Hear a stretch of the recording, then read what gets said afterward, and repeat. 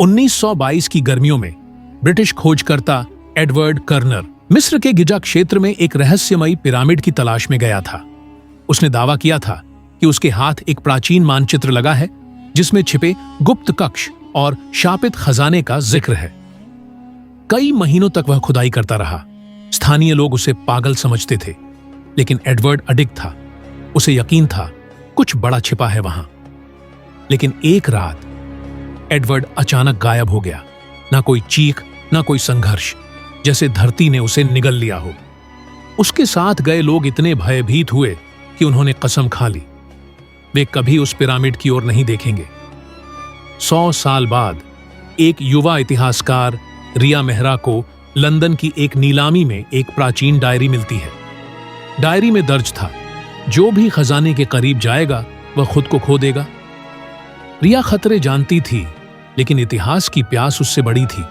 वो निकल पड़ी मिस्र, उसी पिरामिड की ओर जहां एडवर्ड गया था और फिर कभी लौटा नहीं।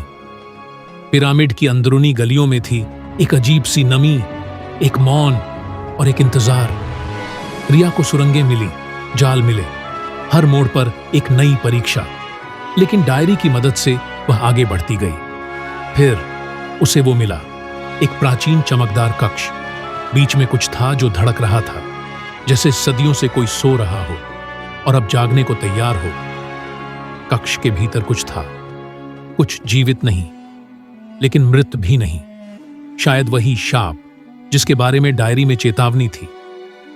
अब सवाल यह नहीं था कि खजाना कहां है, बल्कि यह था, क्या रिया वापस लौट पाएगी या वो भी उसी रहस्य का हिस्सा बन जाएगी जिसने 1 सदी पहले एडवर्ड को निगल लिया था।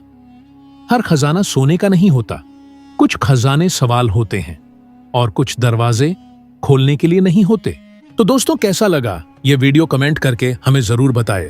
नेक्स्ट पार्ट के लिए सब्सक्राइब करें।